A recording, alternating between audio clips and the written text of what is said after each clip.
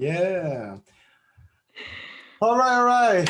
Good evening. Welcome to the iHealth channel and on iHealth Radio, Hurricane H in the house. And I have a few guests with me today. I have the special team from Centers Plan for Healthy Living that will be discussing a very special topic, which is ideal and typical for the month of October, and many people may not know about.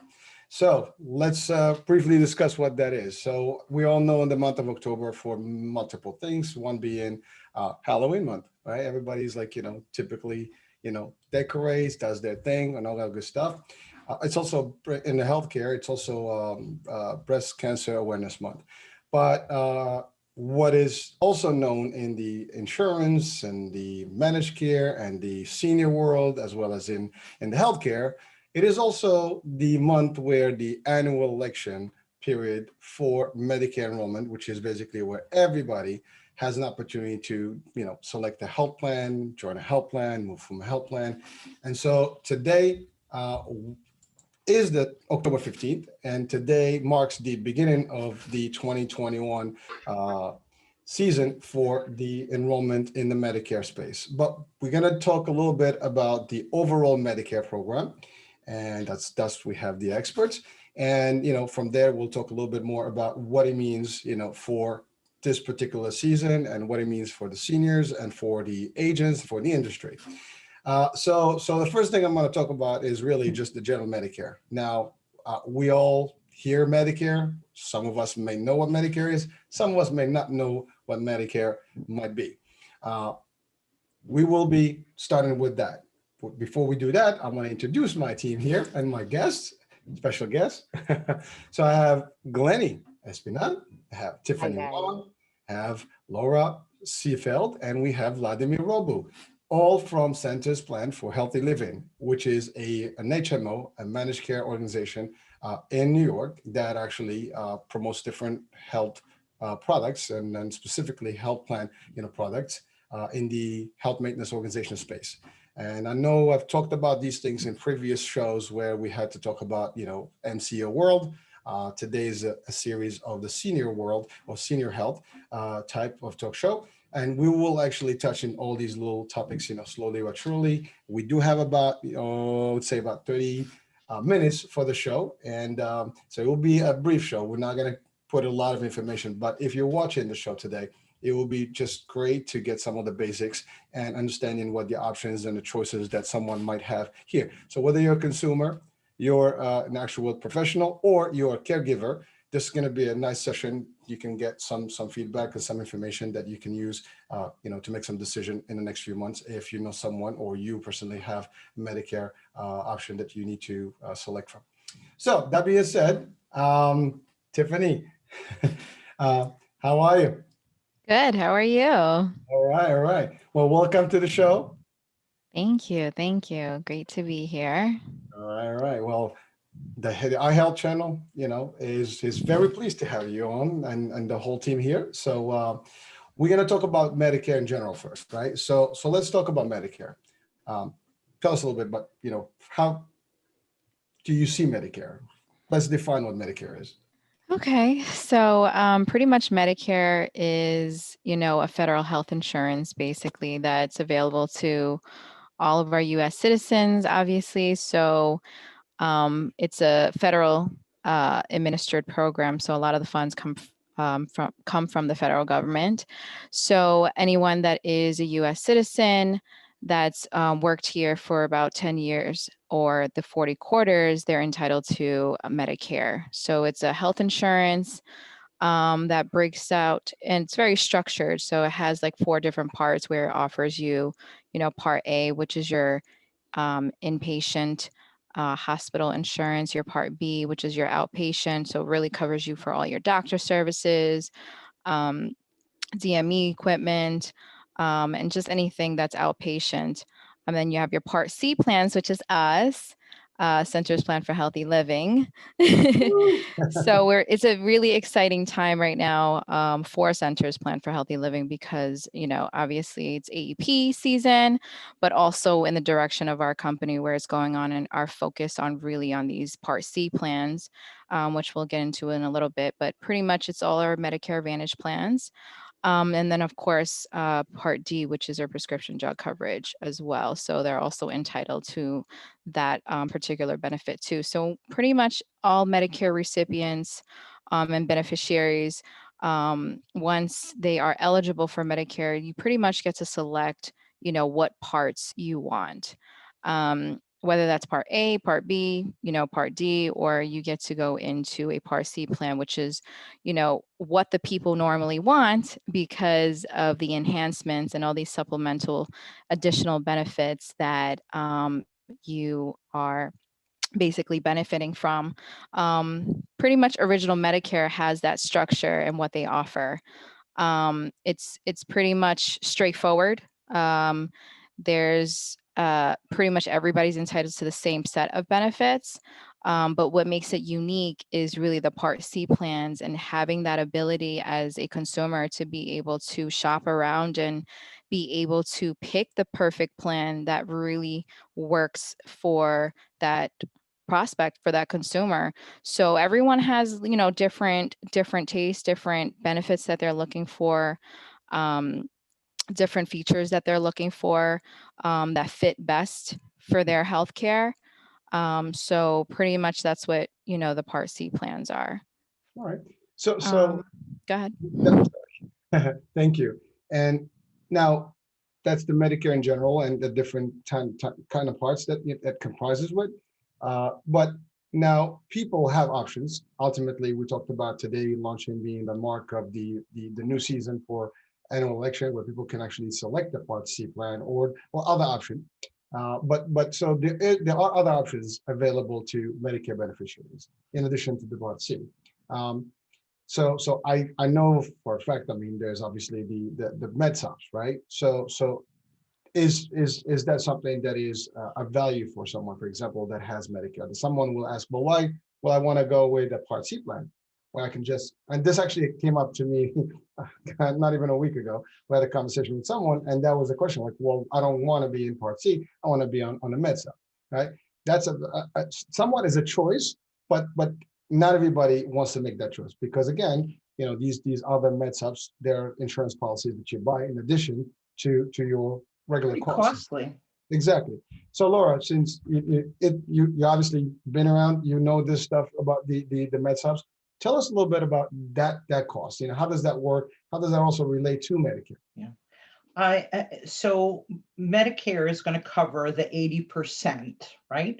Yep. You have Medicare Part A for your hospital and Part B for your medical, and it will cover, after you meet your deductible, 80% of the cost.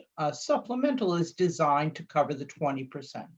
So you're going to pay in this day and age probably around $315, $318 a month to have the supplemental cover the 20%.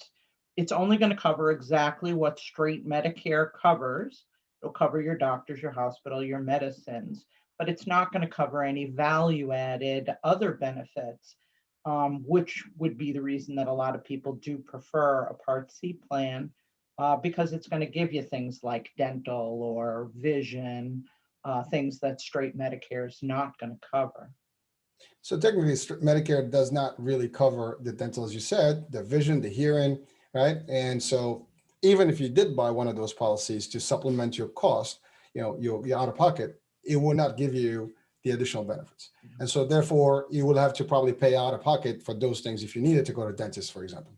Yeah. By joining a Part C plan, you'll have the ability to get those additional benefits. Yeah, and we live in an urban area here. So many people that retire are used to having from their former employers an HMO or a PPO style of coverage, a Part C style of coverage. So when you have a supplemental, it allows you to be able to visit any doctor anywhere in the country that accepts Medicare. But a plan like ours, a Part C plan, is going to offer you universal worldwide coverage. So you're still going to be able to go to an urgent care center or an emergency room if you're traveling out of the States or out of New York or out of the country. I think that provides a better advantage even for people. So, but primarily we're talking about emergency, right? So if someone, let's say you reside in New York City or New York State and your benefits are administered by a plan here in the state, if you were to move to, let's say on a trip, to Florida, and that's a lot of people do the snowbirding thing, right? And so sometimes that becomes a challenge because they need to have some sort of a transitional coverage there. Some plans may offer this, right? But not every plan does. But for an emergency, specifically, you would go to any ER in the nation and be able to get services. Is that correct? Or in urgent care and see a doctor at the urgent care. Well, some plans do.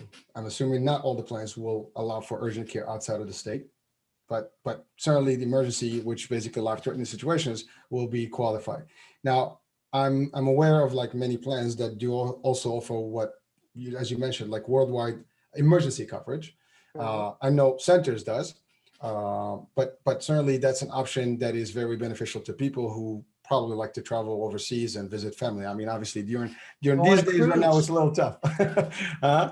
Go on a cruise, You get sick on a cruise, you eat too much, whatever, drink a little too much, got to be shipped off $25,000 worldwide. That'll cover the helicopter to get you off the cruise ship. Laura, you mentioned cruising. That's like, I'm actually right now, on a withdrawal with cruises because we can't get on the ship right now. It's a little problem.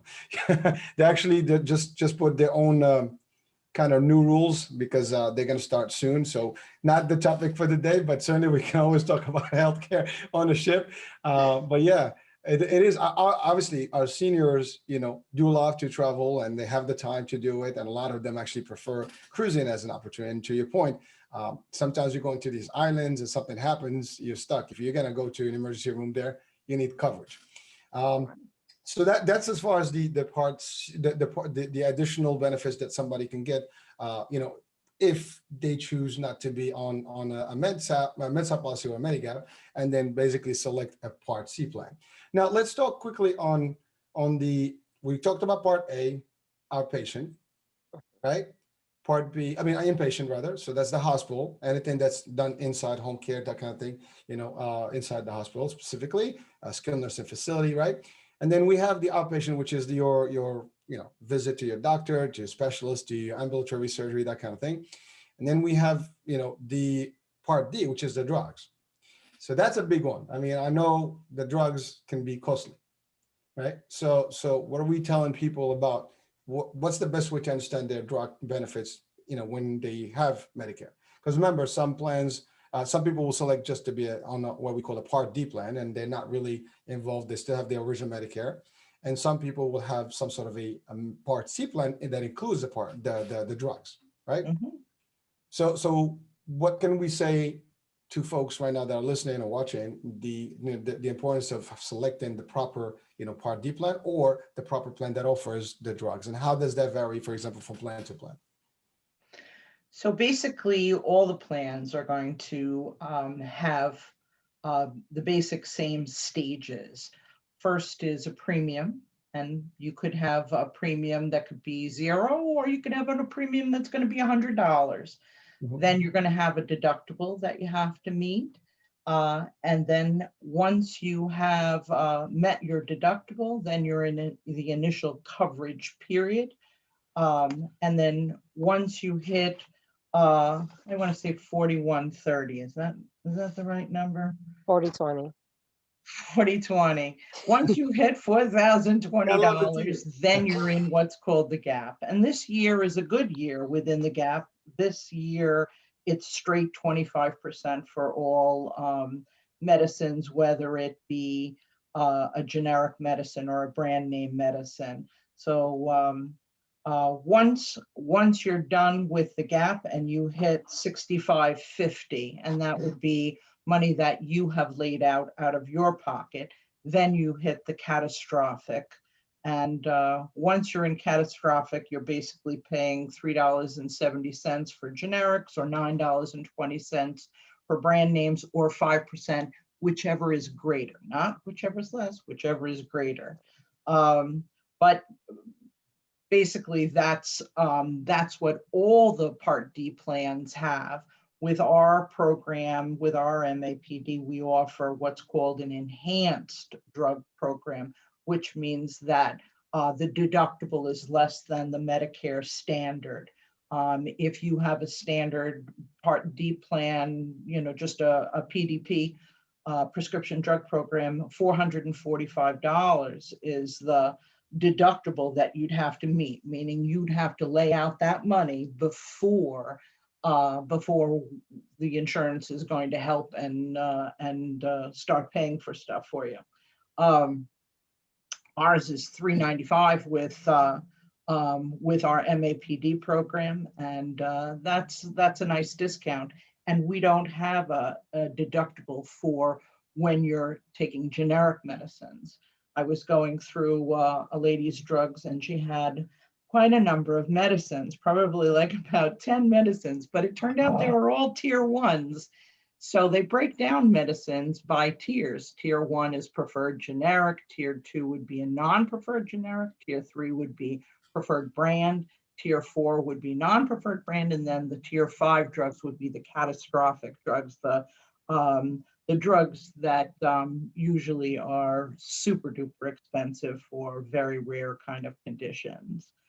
Sometimes in that class, you'll also find a drug that's gone generic, that the patent has expired on the medicine, and now all the different companies can make it.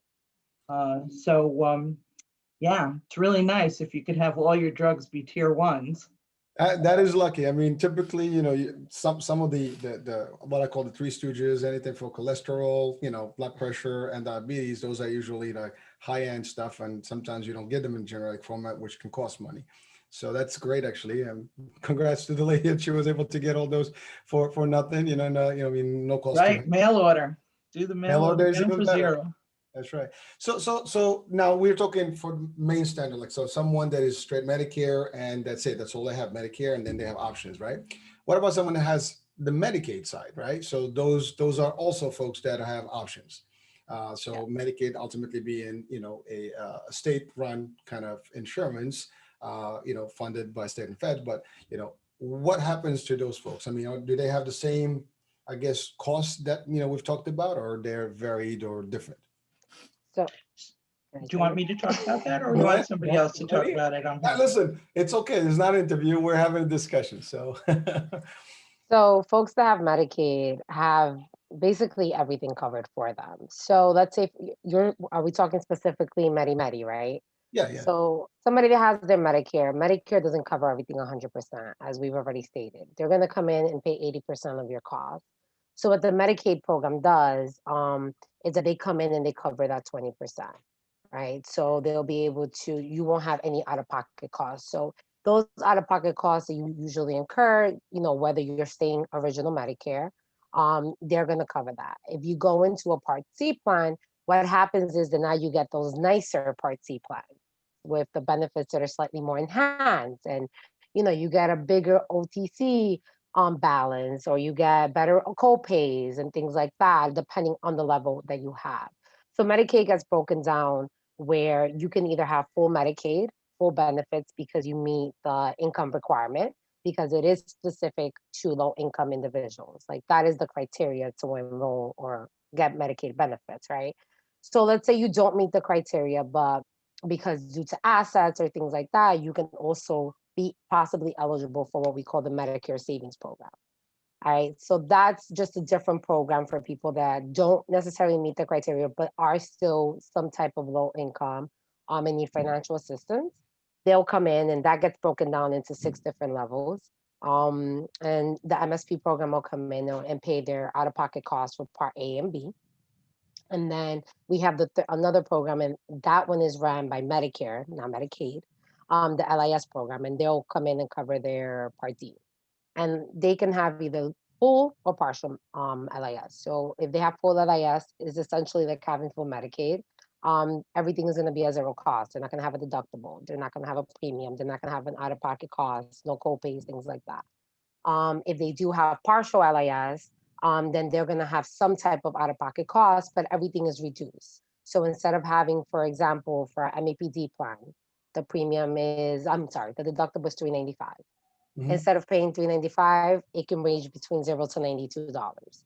So that is just the perks of being low income, right? Where you'll get this program, they'll come in and pay all those out-of-pocket costs or get the enhanced benefits from a D-SNP plan, which is what we call the Part C plans that offer for dual eligibles.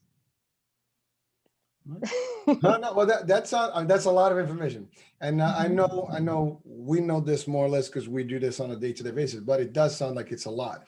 And so a good question to Laura. I mean, how do you really handle putting all that information to your clients? Because it is not easy to explain all these details and all these options, because I'm sure you come up across some folks that may qualify for different things or may be eligible, but they don't know. So it's pretty hard, right? I mean, what usually Yeah. do I to kind of I convey like to this in an sit easy down way? and chat with them about what their income level is, if they're saying that things are too costly for them.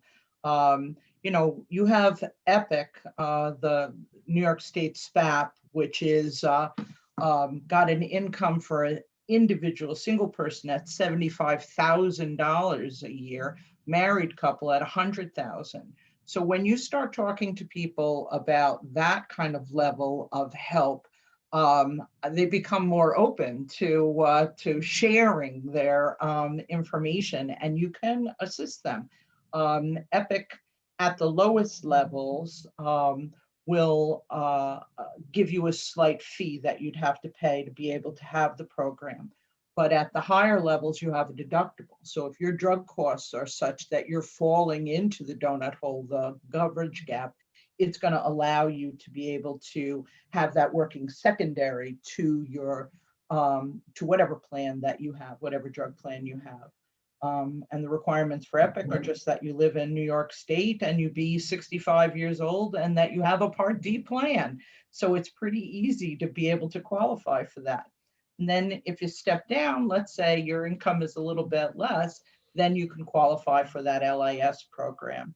And basically, you're going to either have zero copay, you're going to have nominal copays $1.30 or $9.20 for medicines, no matter how expensive they are, if you qualify for the LIS program. So I just want, sorry, I didn't mean to cut you off, but just want to clarify, because I mean, obviously we're referring to Epic in the New York State program, but certainly there is a similar program in pretty much every state. So whatever you are in the 50 states, you should be able to access a similar program through that particular state. So and we refer to them as state pharmaceutical assistance programs, and they work similarly to what Laura just mentioned. But in New York, that's actually the program that that is more relevant, and the folks that she works with are the ones who kind of benefit from it. So I wanted just to transit to a different item in the discussion, which we started talking about the annual election. So ultimately, different folks have different times of the year where they can do some transactions with Medicare. Today marks the biggest, I guess, season of all. This is like the season of Medicare. So can anyone tell us a little bit more about the different options that folks may have throughout the year, the different restrictions, and why today marks the bigger and the better, time of the year for them? Anyone? Sure. So the AEP is what we call this. The annual election period is a period that runs from today, October 15th through December 7th. That's when anyone that has Medicare can make a change from one program to another. You can switch from a supplemental to a Part C plan or vice versa. You can do whatever it is that you want to do during the AEP, and there's no limits. Basically, the way it works is whatever application that you sign to join whatever program, you can even do that multiple times during this period. It'll be the last date, the last signature date that you've submitted in is the one that will end up going into effect for January 1st. Once January 1st hits, then we have a program called OEP. This is available to people who have made a change during AEP. It allows them to be able to have a look-see, if you want to think of it like that, and they can make another change if they're dissatisfied with the plan they've enrolled in, or they just want to go to something else. They can make that change during January 1st to March 31st. So then after that, what, they get locked in, obviously, and they can't go anywhere? Then you have to have a special election. That's called the SEP. And with the SEP, there's certain requirements that are going to exist. If somebody has Medicaid, for instance, that will grant them an SEP. If you move from New York to Florida, changing your address, moving to a different service area is going to allow you to have a special election period. So there's a number of them. There's some new ones this year for people that are having financial struggles. You know, you're always going to be able to know what those election periods are if you visit the Medicare website or you're talking to a professional and they're sitting down with you. I always think it's important to just tell people to just share what is it that you're looking for, what is it that you are thinking about. We can help you. We can direct you in the right direction, guide you. Perfect. So now ultimately we talked about these periods. Now with the special election, I know that, you know, especially for the duals, or the ones that have Medicare and Medicaid. So there are some restrictions also that are added now more than ever, right? So I know that for a fact, for example, they have also some lock-in periods, and they can only make some moves from plan to plan within a particular time, right? Once per quarter. So Right. once per quarter, and Once- that's only for the first couple of quarters or 3 quarters? Right through the end of September. Through the end of September. All right. Now, ultimately, someone that's aging in doesn't have to worry about all of this, right? They can pretty much enroll, correct? Yeah, you have a 7-month window when you first are granted your right to have the Medicare card. Most people get that on the first day of your birth month when you turn 65. Some people get it because they're on a disability. Once you're on a disability for about 24 months, they'll grant you Medicare. And when you get your Medicare Part A and Part B, you have a 7-month window in which to enroll, 3 months before your birth month, the birth month, and 3 months after. And during that period of time, you can elect a Part C plan, you can sign up with a supplement, you can sign up for a Part D program, whatever it is that you want to do, and that will go into effect on the first day of your birth month. All right. So in the interest of time, because we have about 8 minutes to go. Let's talk a little bit about your offerings, Centers Plan for Healthy Living. I mean, ultimately, there are different choices people may select from in every state. And you are ultimately working for a specific health plan, as opposed to, a broker who probably presents multiple products and offerings. Let's talk about what are the offerings of Centers Plan for Healthy Living for 2021. Okay. So I call myself a captured agent because I'm working for one specific company. We have 3 offerings for people that live in the community. One is called an MAPD, and it's the Centers Plan for Medicare Advantage. This is a program that has what we refer to as an enhanced Part B program, and it offers some nice incentives. So it covers your doctors, your hospital, the medicines. It covers, going for tests and blood work and all kinds of things like that. But what I like about the program is that it's a 0 premium plan, and it's a 0 copay to go and see your primary care. It's $30 to go to a specialist, which is a very reasonable price, I think, for seeing a specialist.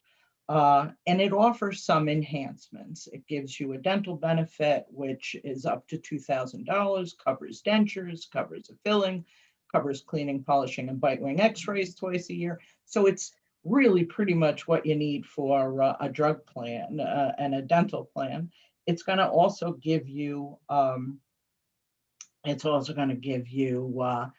vision care, $150 towards your glasses every year. I think that's a nice benefit. So in addition to our MAPD, we also offer what's called the D-SNP program, which is designed for people that are dually eligible, meaning that they have Medicare and that they also have either some level of Medicaid or the MSP program that we talked about before, which is the next level up from Medicaid. The MSP program, QIMB, QMB, SLIMB, SLMB, or QI.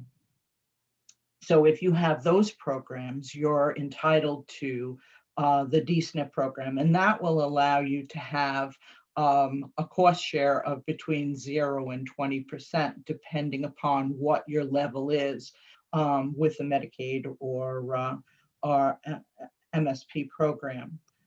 So that becomes very reasonable. It's got an OTC benefit of $144. OTC stands for over the counter. So it allows you to actually get things that you would be buying off the shelf. Maybe it's, vitamins or aspirin, but it could be things more expensive like, women's incontinence program, pads, things like that, which, gets really costly. And it'll help you not have to spend money out of your pocket to be able to get those items. That's a great benefit to have. With our MAP program, which is the third plan, that stands for Medicaid Advantage Plus. This is a program that is relatively new, and it's designed for people that have Medicare, full Medicaid. You have to have full Medicaid, and then also a need for home care or long-term care services, things that would be happening in the home. You have to be in need of those kinds of service for at least 120 days. But once that program goes into effect, that's a good design because it's all care managed by one entity, as opposed to an entity from Medicare, from Medicaid, and from long-term care services. So it consolidates and makes things very, very easy for a person. Well, it does seem that you have a very good offering, and you certainly broke it I'm down very very psyched. Yeah. And you broke it down so simply that I got it. I mean, I hope that everybody else can very easily understand it. Obviously, we're taking a little time. You'll probably do a lot more extensive description and explanation of all those benefits. And I know today was the #1 day for the season, so I wish you good luck and the whole team for that matter. But just a couple of notes before we close the show. So obviously this is also a compliance, season. So, just what would you say to all the agents out there about, the practices that we should observe? What would I say about it? I would say, watch your P's and Q's. Definitely be sure to tell everybody everything. My philosophy has always been no sorry, grandma. I wouldn't want anybody misleading or doing something that wasn't right when they're working with somebody's mom or dad. I heard a horrible story today about an agent that was working with Medicaid who was just going through the phone book and writing up stuff for people that really didn't exist. You hate to hear stories like that. You hate to hear about people trying to, do things wrong. You have to do things correctly and truthfully. Do the right thing. That's so with that will be our final message for today. Again, we've tried to cover a lot of information in a very short amount of time, and ultimately we never can do justice to Medicare and all the different things and the different components and parts of it. So certainly we might potentially have a different session where we can discuss a little bit more in details and maybe break it down, further. But Laura, thank you. That was a very impressive, great presentation there for those segments. Tiffany, Glennie, thank you so much, for the interactions and for the introduction of the program. I know I called on Tiffany first. Vlad, thank you for joining us. Again, from the iHealth channel, the iHealth radio, for me personally, Hurricane H, I want to thank everyone that's watching, listening, and of course our special guests for being with us and sharing their insights. Hopefully that everybody out there gets the most from this season. Learn the stuff that you need to learn. Educate yourselves if you have to. Those of you that are working in the industry, make sure you educate folks properly. Stay compliant, and let's get it done. Do it right. That being said, thank you very much, and we'll talk soon on our next show. Bye-bye. Bye. Thank you. Bye. Yeah.